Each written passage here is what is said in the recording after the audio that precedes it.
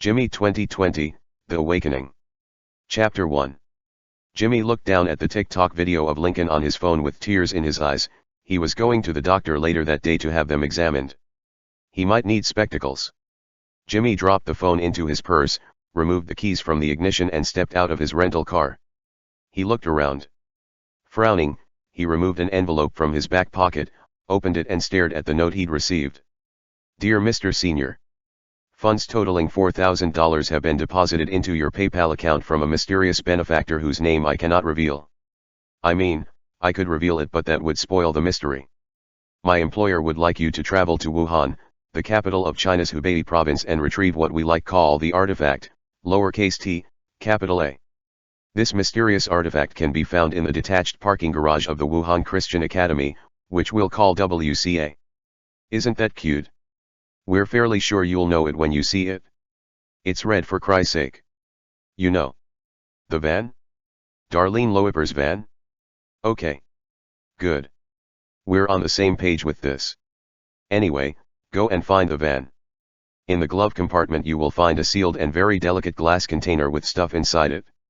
What stuff? I'm not at liberty to say. Okay, fine. I'll give you a hint. It's just some top-secret toilet cleaning chemicals whipped up by those crazy gals at the Acudine factory in the late 80s. I'm pretty sure it's not dangerous, but whatever you do, do not drop the container. I know you can do this. Get this done and try to have some fun on the way. Maybe have an adventure or two and touch, kiss, or sneeze on as many people as you can after you've found and totally not broken open the container. And then get your ass back to America in January and head straight to California, where we'll be waiting to pay you another $4,000 for your services. Please note that there will be a quick layover in New York. You'll maybe have enough time to go out and touch, kiss, or sneeze on a few people. Have fun with it. Loving Christ. HND Exposition. P.S. Hope you have a Merry Christmas and Happy New Year 2020. Suddenly, Jimmy folded the letter, put it back in his pocket and looked resolutely out at the horizon. This should be simple, he thought. Chapter 2. Felicity scanned the horizon, shielding her eyes from the parched wind blowing out of the Mongolian plain below her. Her PhD advisor and mentor, Dr. Tad Ruskban, called out from the tent behind her, "Do you see anything yet? Remember, quantum computer-generated Mandela effects first manifest as visible disturbances in the Earth's radiation belts. You need to look up, not out." Felicity adjusted her gaze but gave up after just a few moments. It was no use in this wind. She would rely on the camera arrays to catch any telltale signs and hopefully trigger a real-time alarm. If not, she would check the playback later. Adjusting her 3D printed leg, she headed back into the command tent. Dr. Tad asked without looking up, "Anything? We can't let the Chinese alter history. Not again. The world can't take another episode like last time." His pregnant pause was accentuated with a flash of his jet-black eyes. "No," began Felicity. "There's been no history dickery, Doc." She slumped into a chair in the corner, flicked the cork out of a bottle of rum and took a swig. It would be another long night. She closed her eyes just to catch a few minutes of restless sleep before running playback on the scanners. Her hand unconsciously reached for her leg. Tonight's dreams, as always, would be filled with earthquakes, sharks, and black magic. Jimmy thumbed through his passports looking for one that would get him through customs without triggering any alarms. He discarded several before finally landing on one that he had barely used. For this trip he would have to go by Mike Oxwellen.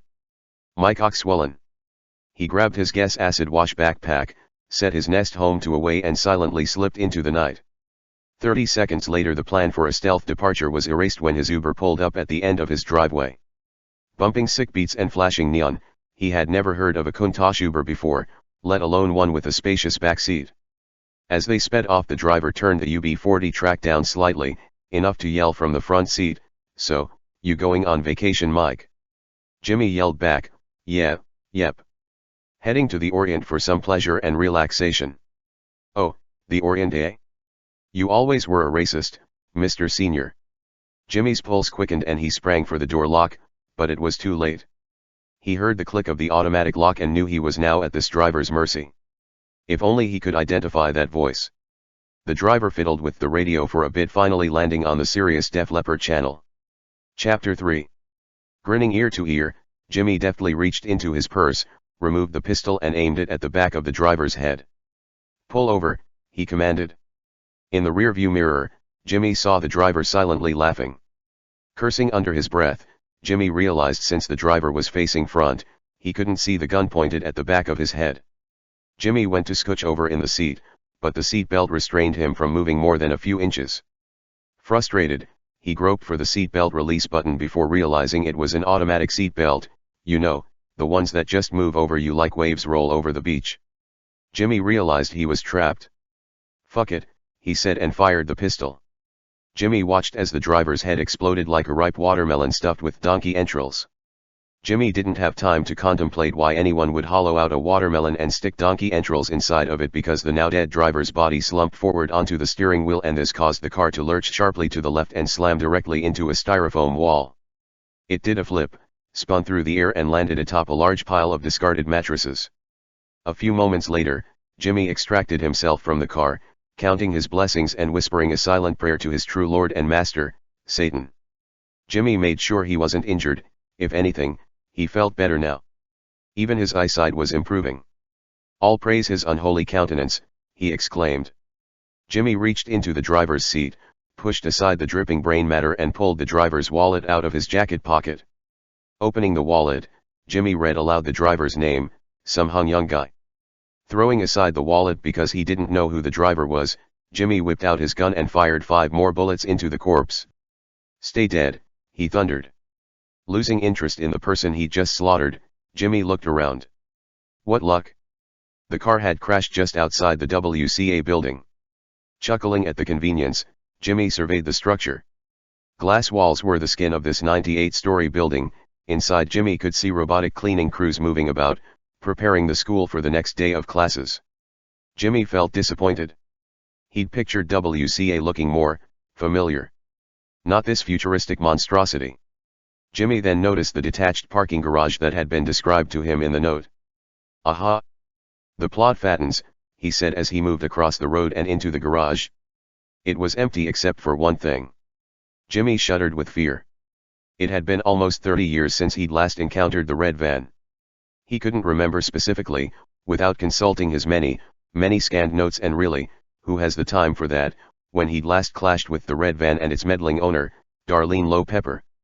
He wondered briefly how the red van had gotten to Wuhan, but estimated that story would be told another day, maybe in a flashback sequence or something. Jimmy walked briskly to the van and opened the passenger door. He half expected something dramatic to happen when he did this, but was pleasantly surprised when nothing did. Reaching in, he opened the glove compartment and saw a container of green glowing fluid nestled in a pile of gloves. He gently lifted it out and held it aloft. "Excalibur," he exclaimed. What happened next was expected but necessary. A piercing scream filled the night air. Startled, Jimmy swung round to see the Wuhan version of the Lady from Hell emerging from a nearby house, a broomstick held high above her head. She looked the same as the American Lady from Hell, but more Oriental, or Asian, or whatever the politically correct term is. Jimmy barely had time to contemplate which was correct when he realized the glass container had slipped from his hands and was falling, almost in slow motion, to the concrete. "No," he wailed as it hit the ground and smashed open, sending a tentacled mist of green evil into the air and straight up his nostrils. He coughed and sputtered for a moment and then took stock. He felt fine.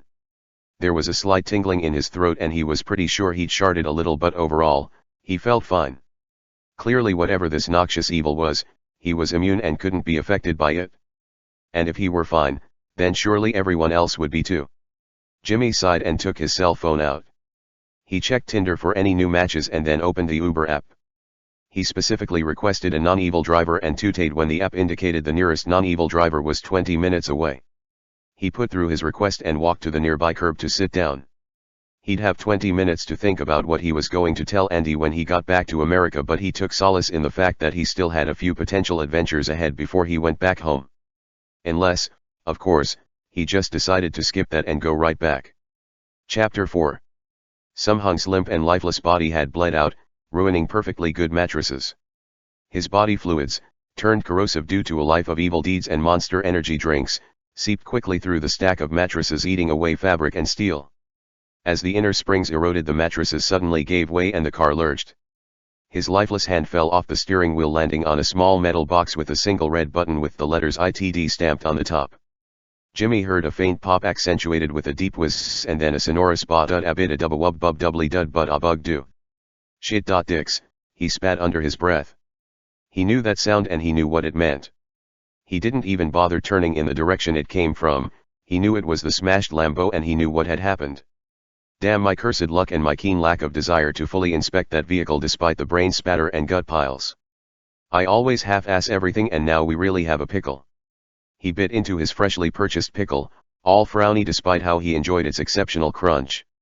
Running back to WCA, he felt there must be something in the van or the vial that would help him in this situation. Perhaps this was the reason he was sent on this mad adventure in the first place. His eyes narrowed as he gave up his musings and raced ahead even faster. Felicity shot up out of her stupor. The ground beneath her rumbled as the ba-dud abida dubba wub bub doubly dud bud a bug do faded into the early morning night. Dr. Tad was already reaching for the keyboard, his eyes ardently scanning the monitors for signs of what he knew must be a Mandela event. Is that it? She asked, knowing the answer. Yes. Looks like a local event too. This one rates at least a 7.4. His hands were a blur of activity as he went through the incoming data. My God, he muttered. Felicity went to his side. Dr. Tad, this is so exciting.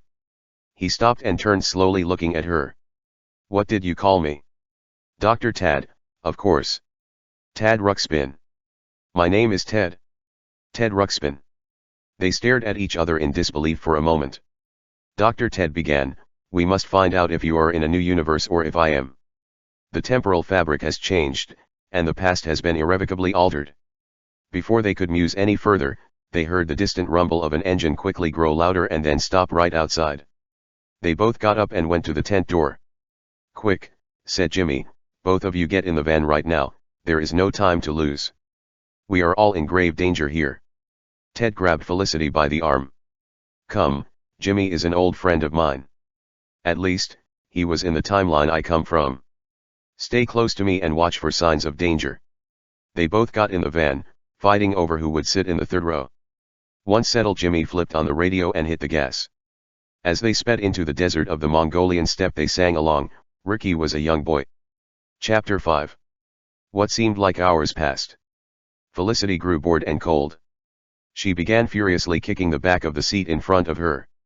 Exasperated, Dr. Ted turned around and shouted, Stop it. If you don't stop it, we're pulling over and I'm giving you a spanking. Pouting, Felicity sighed and said, I'm cold. My hands are cold. Dr. Ted sighed and leaned forward, tapping Jimmy on the shoulder. Do you have any gloves or boots I can give we Felicity?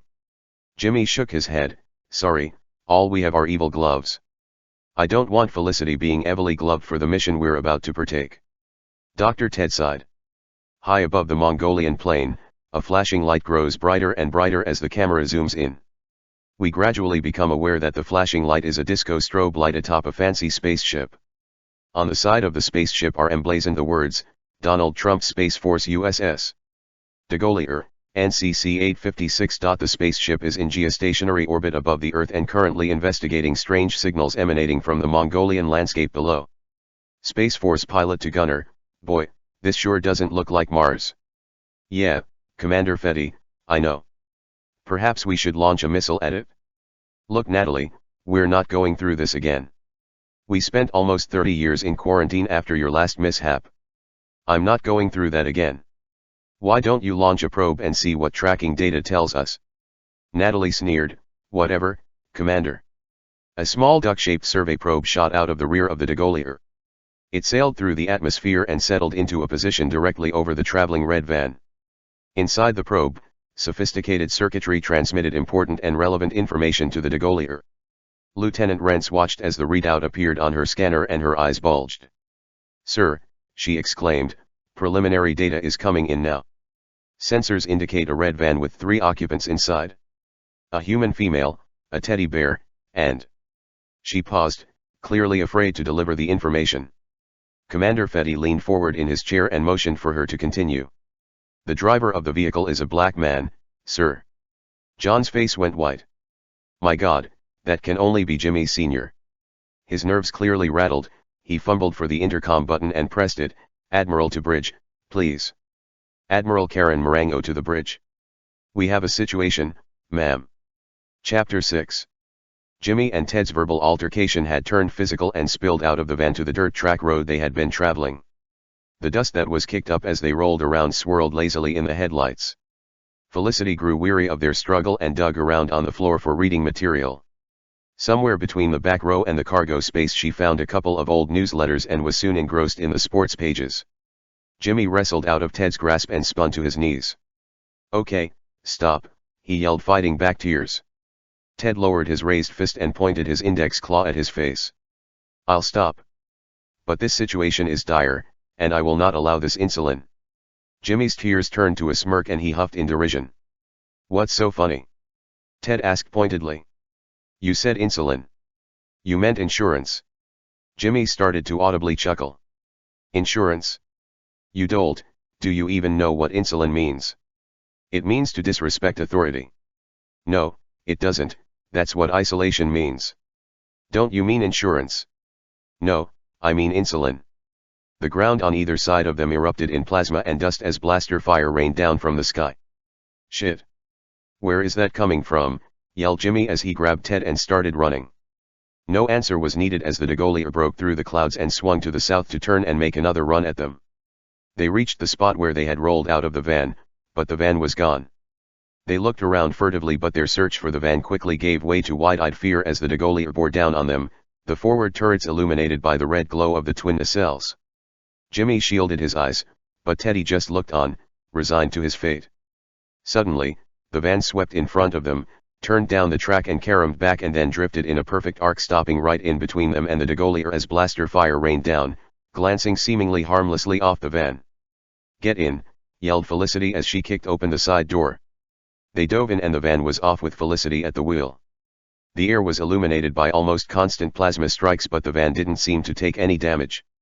Ted yelled over the din, "How is this old thing able to survive this shelling?"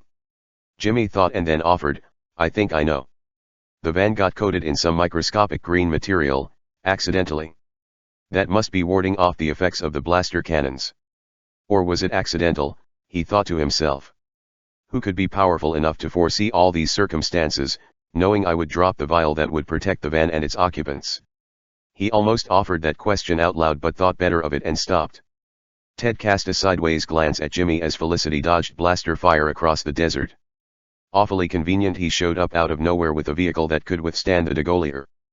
But neither of them could continue their musings as the check engine light came on along with a warning bell and a robotic voice proclaiming, "Warning. Shields failing. Warning. I said, the shields are failing." The three of them shared a concerned look. Teddy pointed off to the right. "Look. A Walmart. Pull in there." Jimmy replied, "Look, Ted. I don't give a flying fuck at a rolling donut about your energy drinks. Now is not the time," but it was already too late. Felicity had parked near the door, pulling out a handicap mirror hanger from her clutch. The guys were quizzical until she glanced down at her stump. Felicity thought to herself as they unloaded from the van, "I sure hope there are no sharks at this Walmart." Karen imperceptibly raised her ring finger and the blaster fired ceased. "Cloak and descend behind the Walmart," she declared, and the crew immediately did her bidding. The trap was set. "Shall I prepare the away team to capture the infidels?" Commander Fetty asked. "No. They have no way to escape." "Await my orders. I must consult with the overseer." Karen waltzed, as she does, over to the deck elevator and the door closed behind her. "She should get a porch for that swing," Fetty mumbled to himself. He lowered his clipboard to hide his crotch and adjusted his clip-on tie. Chapter 7. Jimmy, Ted, and Felicity walked into the Mongolian Walmart, their bodies sore and their minds weary from the battle. As they entered, Jimmy noticed how clean the store appeared. "This must be a new Walmart," he remarked. The others nodded, a perceptible distrust of what was coming up evident upon their faces. "Is that a display for the Blu-ray collection of Austin Powers movies?" Jimmy asked. Ted sighed and figured it out. "Yes, Jimmy. Yes, it's Austin Powers. Yes, it's an invocation of Austin Powers over by the new Walmart. We get it? Let it go. That was 30 years ago.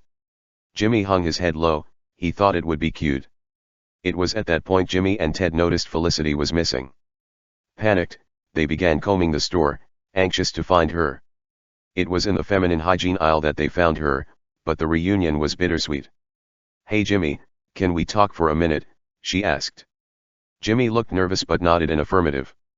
"I know you're working for H&E Exposition and it's time you knew that I'm working for him, too.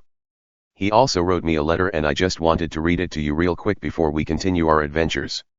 Is that okay?" Jimmy rolled his eyes but nodded. Felicity removed a piece of paper from her clutch, folded it open and began reading. "Dear Felicity, I hope this letter finds you well. I have it on good authority that there's a good chance you'll run into another employee of mine, one James Sr. If that happens, it's important you tell him something super duper important. You tell him, and I want you to look all serious and stern when you say this, you tell him that everything he knows is wrong. Well, kind of.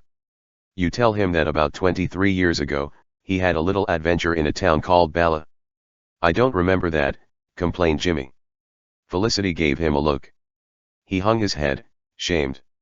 She continued reading the letter. "He's probably going to tell you he doesn't remember that. Give him a look when he does. Be all dramatic about it. That shit freaks him out. Then tell him that shortly after the Bala incident, there was a multi-phased implosion/shift of dimensional reality which splintered the timelines as we know it and erased large chunks of parallel dimensions, splintering quantum realities across a phased spectral singularity and basically merging all parallel dimensions into one finite dimension." Jimmy cocked his head like a puppy. He's going to look all confused now. Don't fall for it. He knows what he did.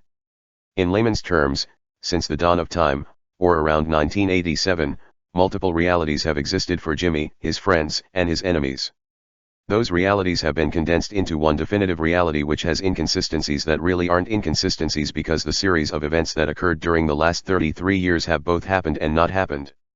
As a result of this handy implosion in late 1997, Jimmy's history is irrelevant to anything that might happen to you on your adventures and no one should be complaining because it both happened and didn't happen.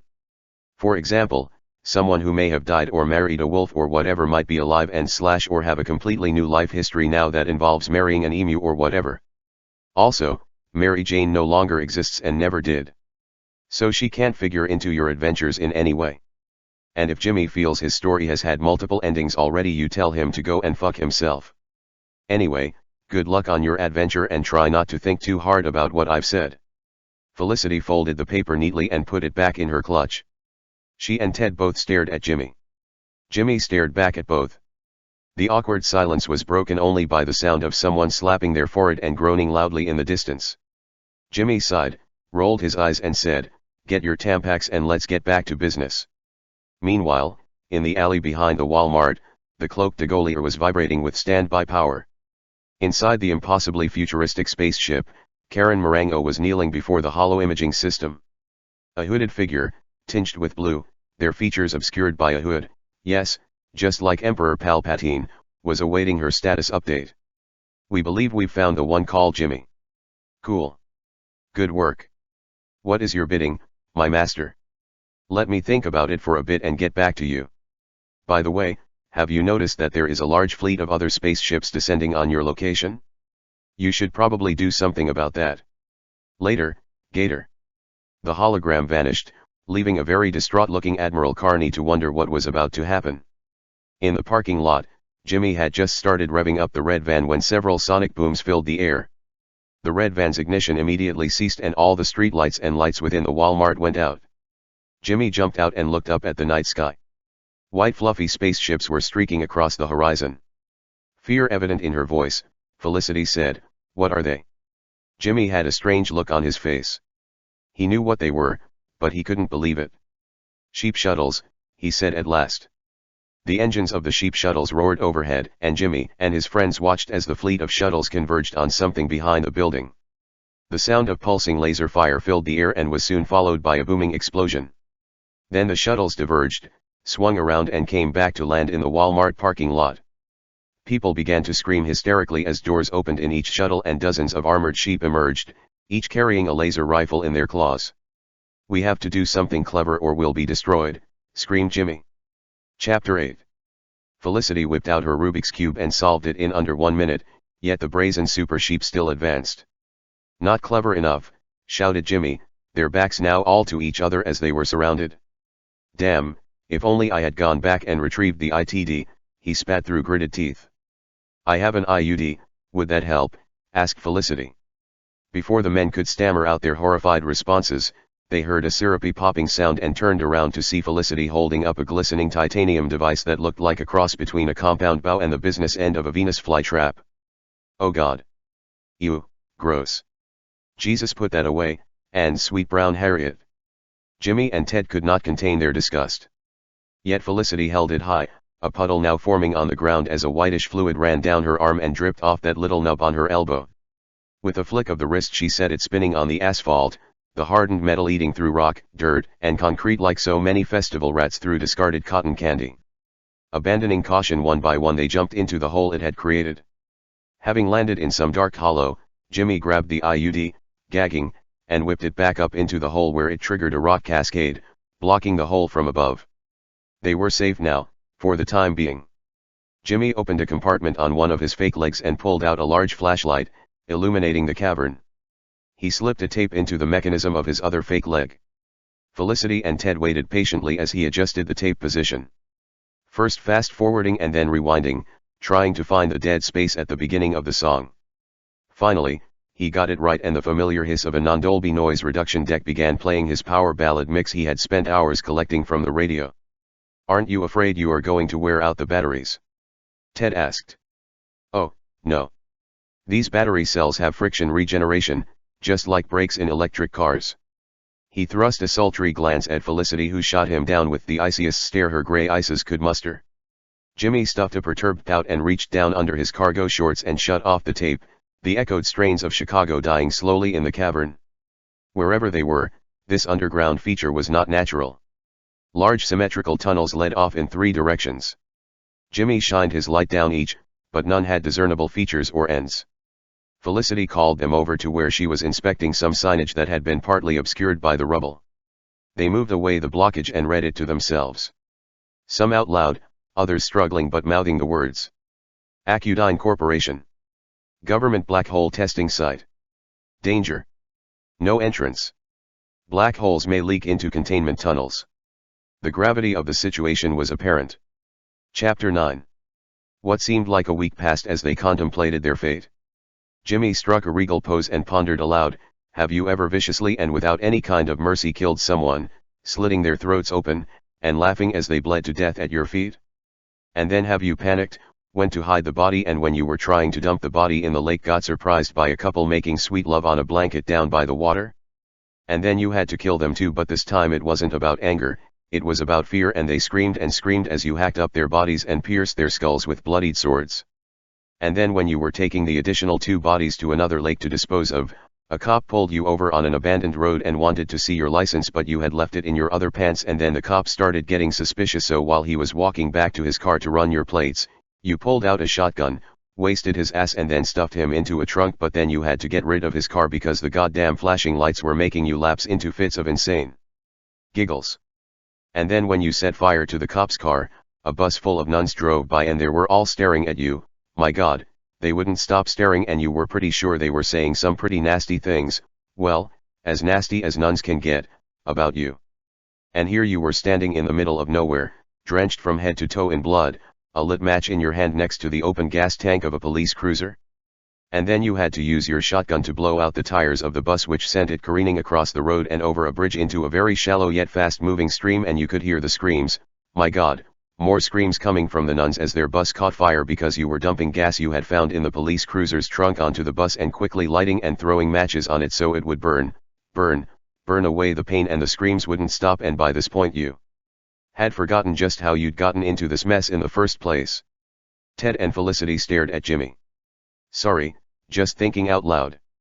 Suddenly, Ted gasped and pointed. There was a flashlight in his hand, that hadn't been there before. He gasped again as the light reflected briefly off something metal on the ground in one of the tunnels. The 3 adventurers strode forward and observed a metallic rail on the ground. It had obviously been pink at one point, as flecks of pink paint lay scattered on the ground around it.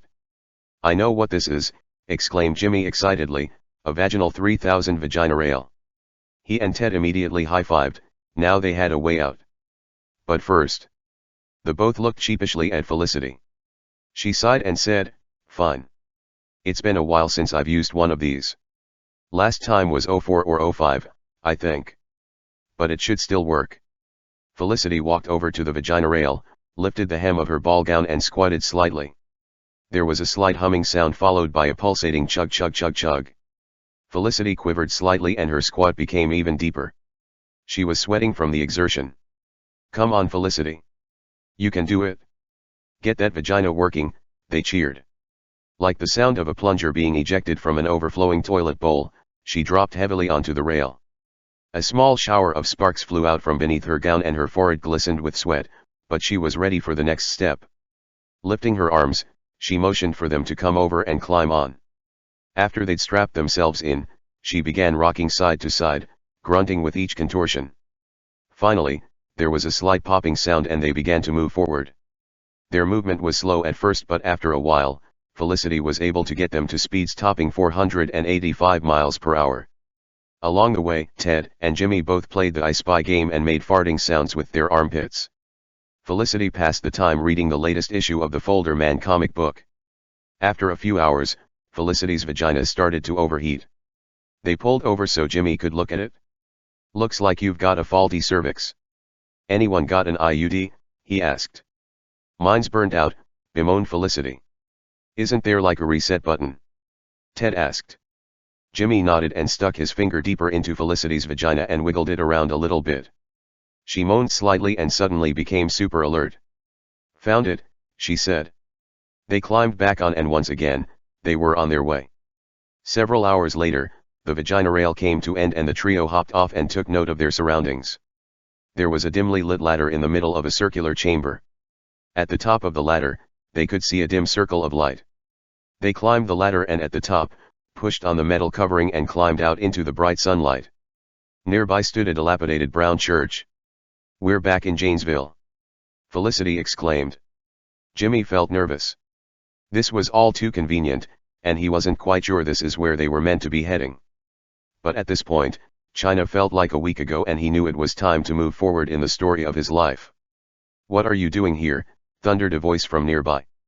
The trio spun around and saw Admiral Karen Marengo walking calmly but determinedly across the street. I said, what are you doing here? She demanded again. It's okay. I can be out here, protested Jimmy, I've got MCA. I have privileges. I have privileges. Karen drew up to them, scowled and removed a small pistol from her backpack. She aimed it at them and snickered. I was going to kill you in that Walmart, you know. And I would have gotten away with it, too, if it weren't for those blasted sheep. Always messing up my plans. But we thought your ship was destroyed. It was implied, said Ted. Ha, she replied, I always have a convenient escape hatch ready for situations like this. Whoosh. Went the escape hatch door as it opened to let me escape. Roar. Said the sheep as I engaged them in battle. Ba ba. They screamed as they died. What are you going to do to us? Demanded Felicity. Pay attention, dear. I'm going to kill you. Do you think I've spent the last 23 years in Space Force for nothing? Originally my plan was to kill Mikhail Gorbachev, but I haven't been able to find him. So you're my enemies now. Wait, said Jimmy, Mikhail Gorbachev hasn't been in charge since 1991. That's 29 years ago. We saw you plenty of times after that. You never said a word about this. And anyway, he's not the one in charge anymore. You're putting me on, she said. Karen scowled and leveled the pistol at them again. They shrunk back in terror. This is a special gun. It fires armor and shield-piercing American and Christian flags. They can penetrate any kind of armor or shield, secular or otherwise. You're doomed. Karen laughed manically as her finger began to pull the trigger. Chapter 10. Marengo. Uttered in a reverberant baritone, the name hung in the air like heat off a poorly maintained 8-cylinder engine. Karen's laughter gave way to puckered disbelief, her finger sliding off the trigger. All four of them turned around amazed to see Floyd standing there with a cohort of young Floyd clones. Go now, Floyd spoke to the clones, See that our friends here are given some warmed up frozen soup and stale milk to help them rejuvenate from their long and arduous journey. Do you have pussy cream? Felicity asked. Oh yes, Floyd reached into the backpack of the nearest clone and pulled out a vial and tossed it in her direction. Standard clone issue. Now you, Floyd pointed a crooked knuckle at Karen. I'd like to see you in my office. He grabbed her by the arm flap and marched her inside. They could hear Floyd say as they disappeared, now I'd like you to leave, but the door closed behind them and they could hear no more. The lead clone moved in Jimmy's direction and motioned at him to move into the structure off to their right. Ted shot him a glance and Jimmy stopped. Hey guys, I think someone around the block has a prayer request. The clones all perked up and trotted off. Quick, Jimmy yelled, we have to get out of here. Jimmy and Ted jumped to the vagina rail loading deck. Confused they looked around, Felicity was still gumming up her inflamed lips with the clone cream. Oh no. There is no way I am getting back on that thing. Maybe if you guys weren't so big my pussy wouldn't hurt so bad. Jimmy and Ted fist bumped. The humor of the situation hit them all and they fell to the ground convulsing with laughter. As night fell, they sat in the grass and munched some cheese. A melancholy silence washed over them. It had been a crazy week and they were weary from their adventures. Jimmy's pocket vibrated. He pulled out his phone and quickly excused himself from the group. He moved away and answered, a nugget of jealousy growing in him as he saw Felicity toying with Ted's drawstring with her still greasy fingers. Hello. Listen to me very carefully, the voice on the other end began, you were given very explicit orders to go to China and bring back the artifact. Not only did you not bring it back, you never even found it in the first place. Even worse, you brought back a ragtag group that will only hinder you on your quest. My quest. The quest. Jimmy had to move the phone away from his ear to limit the damage to his eardrum. The voice went on, the artifact has been moved. It is no longer in Wuhan, or China. In fact, its whereabouts are unknown, such are the powerful forces you are now pitted against. Do not fail me this time, Jimmy Sr.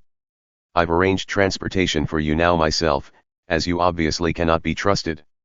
Go, take your friends if you must, but your PayPal account will see no deposit until you acquire the artifact. Okay, but if you want me to get the artifact, you're going to at least have to give me a tip.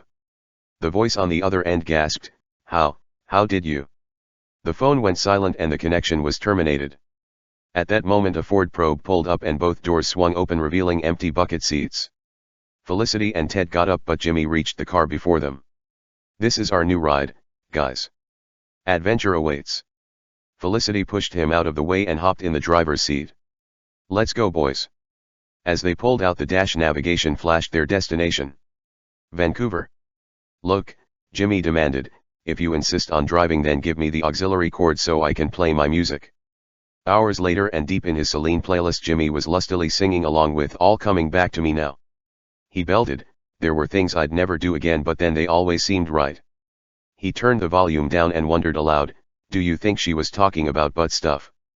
Before anyone could answer Felicity slammed on the brakes and ripped the car to the right taking the exit. The onboard navigation complained, return to the route, but Felicity paid no heed.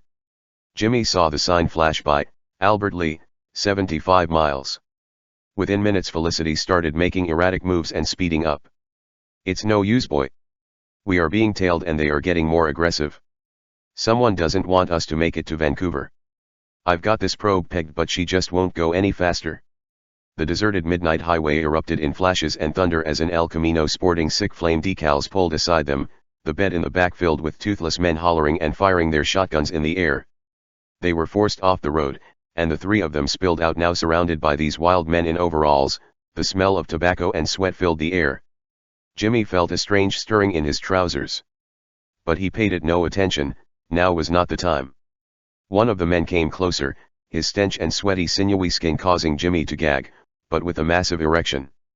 As if on cue all the shouting stopped and the man nearest Jimmy yelled out, accidents will happen, and the circle of men all aimed their shotguns at the three, now resigned to their fate. Book 2. Fragments of Darkness. Chapter 1. Christmas in the colonies was Patricia's favorite time of devotion. The dazzling light from the uncountable stars that reflected in every ornament dimmed the memory of Christmas trees back on Earth. Just like the great science and the overseers had dimmed the memory of agriculture and family. Plus, This was the one time every solar calendar that everyone got to see Jesus, up close and personal. Patricia loved Jesus, she had ever since she was born, and on Christmas Day she would stand in line with all the others and then thank Jesus in person for her tube mother and the donor. She cast one last glance out the window of her classroom, allowing herself this moment of daydreaming before finishing her studies for the day. The glow of the Bennett Nebula momentarily softened the afternoon as the colony wheeled forward. She needed to score her workbook and then she would be off to make final plans for her Christmas outfit. Jesus would want her to wear something nice, not too revealing but also not too frumpy.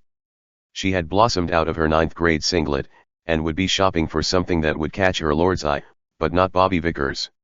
She wasn't ready for that kind of commitment. The bell rung and Patricia quickly finished scoring her eternal pack and gathered her things, stood numbly still for the day-ending prayer and then skipped off, barely saying goodbye to her friends and ignoring Bobby entirely.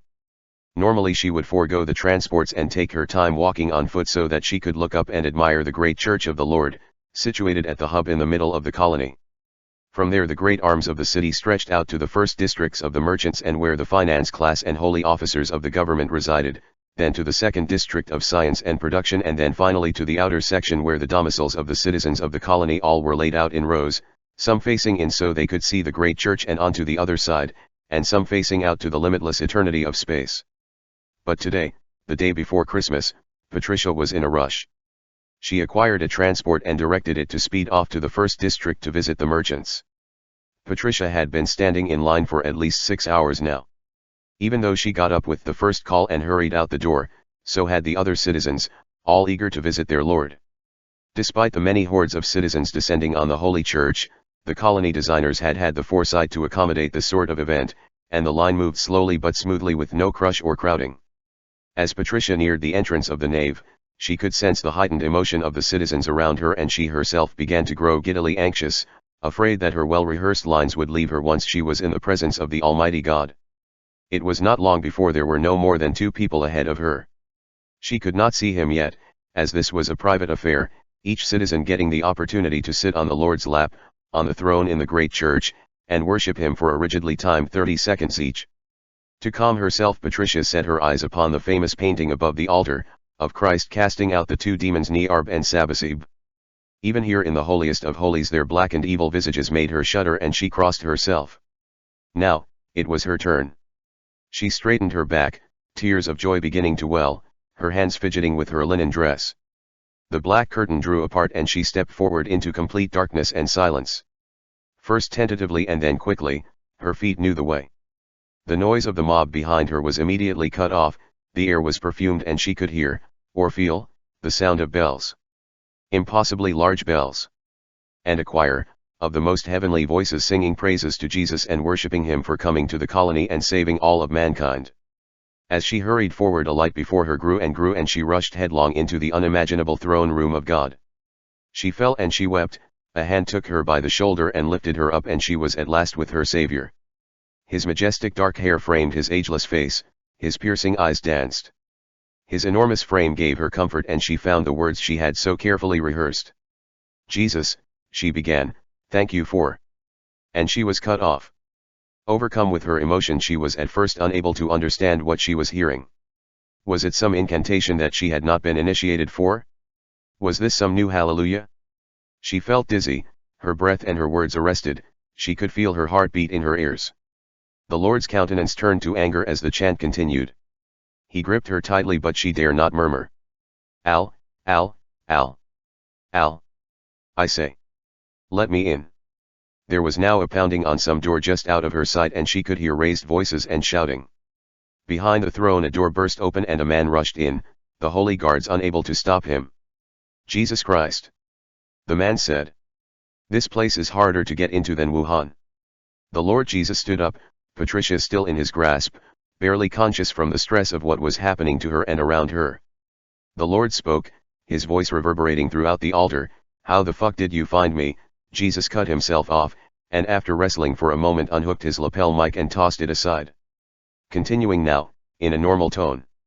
How did you find me and more importantly why? And did you have to barge in today? It's my goddamn birthday. Brian shot Al a glance. Versavas, are you wearing sandals? Don't call me that. I am Al again. I mean Jesus. Patricia was now slumped against the throne, her brain unwilling to register anything that was happening. Al strode down from the throne and met Brian on the gilded floor.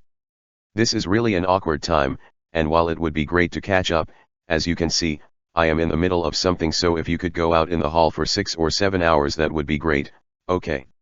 All the while the bells had been ringing, but now there was a detectable change. Something had disturbed the rhythm. Al cast a glance around but saw nothing, and returned to Brian with pursed lips and folded arms. I wish I could let you have your birthday, fun. Brian peeked around Al at Patricia, who now lay in an apoplectic stupor, her dress above her hips. But I actually have something rather important to tell you. At that moment, the bell ceased and an uncomfortable quiet spread over the entire throne room. Patricia had now managed to collect herself to crawl towards them, grabbing Al by the ankle. My lord. The entire colony lurched and then rocked. Muffled cries could be heard. Al's eyes narrowed. So, what do you have to tell me? Oh, just that what happened in Minnesota that night isn't finished. I know we vowed to split up to protect the secret. But the Smith clan found out where you were, and I found out that they knew. Believe me, I paid the price for this info, especially to get here first. But it seems like I may be too late. Just then massive explosions rocked the colony, large chunks of the third tier could be seen being blasted off.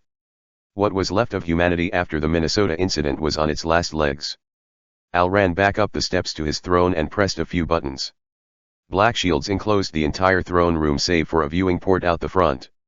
Brian could feel the artificial gravity give way as the throne room undocked and sped outwards away from the colony. Brian looked back, the massive engineering marvel and last bastion of humanity was in tatters, the ships of the Smith clan busy shredding it with fusion weapons. As they cleared the wreckage and engaged shock drives, the small craft disappeared into the mists of the Bennett Nebula. Al set the autopilot and strode down to where Brian stood. Well, old friend. Looks like we have some catching up to do. It has been far too long. Yes. I need to know how you managed to set yourself up as the almighty Jesus Christ out in space. While all of humanity may be dead, at least it's just the two of us now. Before Brian could finish his sentence, Patricia stumbled out of the shadow and dropped in a heap at Al's feet. Brian deadpanned, Merry Christmas, Al. Yes, Al replied, and he shoved Patricia slightly aside with his foot. Merry Christmas to us all. Chapter 2. It Dreams of Sleep. To be continued.